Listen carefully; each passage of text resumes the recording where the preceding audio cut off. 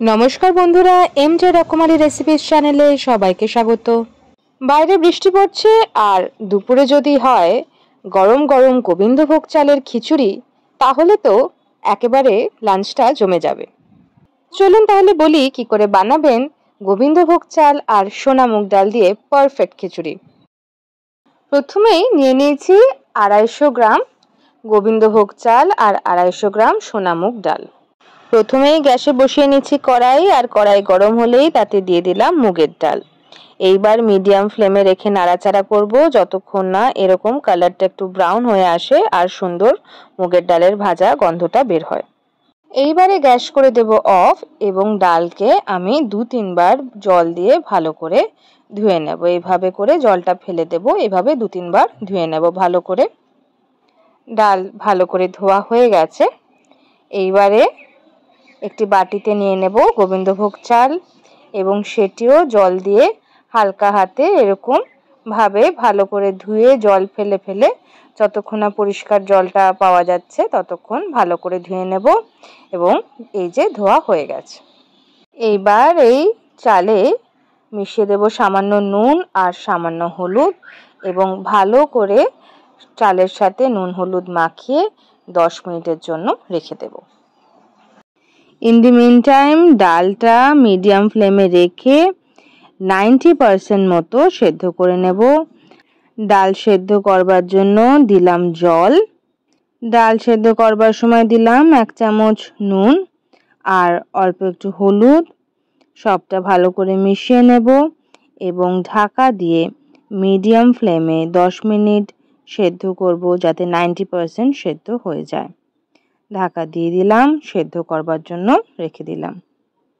ডাল সেদ্ধ হতে হতে গ্যাসে বসালাম কড়াই। কড়াই গরম হলে দিলাম তাতে সর্ষের তেল, আর তেল গরম হলে দিলাম ছোট 1 চামচ জিরে, 2টো এলাচ, কিছুটা দারচিনি, 2টো লবঙ্গ, 2টো তেজপাতা আর অল্প একটু কোচানো আদা।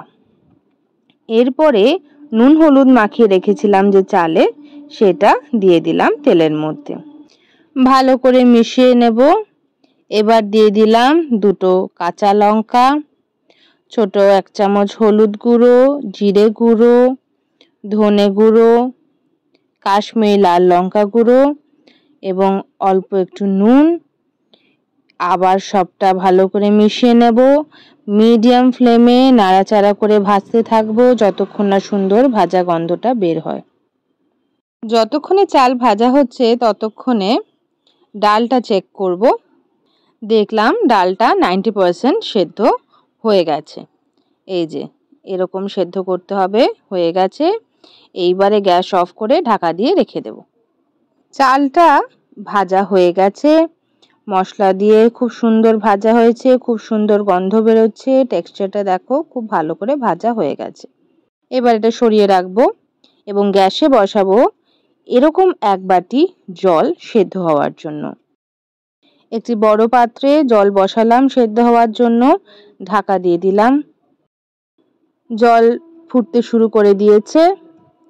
এইবারে এই জলের মধ্যে চাল যে ভেজে রেখেছিলাম সেই চালটা এই জলে দিয়ে দিলাম। ভালো করে সবটা মিশিয়ে নেব। জল কিন্তু বেশি দিতে লাগবে না, জলের পরিমাপটা লক্ষ্য করবেন, এরকম এই পরিমাণের জলটাই কিন্তু দিতে লাগবে। পরবর্তী সময় যদি এক্সট্রা জল দিতে লাগে সেটা কিন্তু অবশ্যই ভাবে জল গরম করে তারপরে সেই জল দিতে হবে, প্রথমে কিন্তু বেশি জল দেব না। এইবারে ঢাকা দিয়ে 10 মিনিট সিম করে রাখবো। চালটাও 90% সেদ্ধ করতে হবে।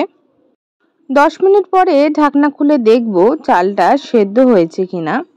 দেখলাম চালটা ভালো করে 90% মতো সেদ্ধ হয়ে গেছে, যেরকম ঠিক দরকার। আর জলও আর দিতে লাগবে না। এই যে চালটা দেখিয়ে দিচ্ছি, এই যে এইরকম সেদ্ধ হতে লাগবে, 90% মতো সেদ্ধ হয়ে গেছে। এইবারে এর মধ্যে যে আমি ডালটা 90% সেদ্ধ করে রেখেছিলাম সেটা মিশিয়ে দিলাম। সবটা আমি ভালো করে মিশিয়ে দিতে হবে, চাল আর ডালটাকে ভালো করে একসাথে মিশিয়ে দিতে হবে সবটা। ভালো করে মেশাবার পরে দেখলাম যে এটা ঠান্ডা হলে কিন্তু অনেক ঘন হয়ে যাবে, সেই জন্য এরকম ছোট এক বাটি জল গরম করে এর মধ্যে আমি মিশিয়ে দেব।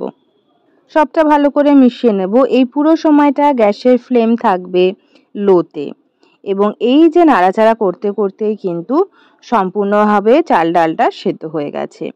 এইবারে দিয়ে দিলাম 1 ছোট চামচ চিনি। এবারে গ্যাস করে দিলাম অফ। দিলাম 1 ছোট চামচ গরম মশলা গুঁড়ো। আমি হোমমেড গরম মশলা গুঁড়ো দিয়েছি, এবং সব শেষে উপর থেকে ছড়িয়ে দিলাম 1 চামচ ঘি। সবটা ভালো করে মিশিয়ে দেব। গরম গরম খিচুড়ি একদম পরিবেশনের জন্য তৈরি। পরিবেশন করা হবে পকোড়া আর পাঁপড় ভাজার সাথে। এই পকোড়ার রেসিপিটা কিন্তু নেক্সট এপিসোডে আসবে। আশা করি এই খিচুড়ির রেসিপিটি আপনাদের সবার খুব ভালো লেগেছে। ভিডিওটি সম্পূর্ণ দেখার জন্য অসংখ্য ধন্যবাদ।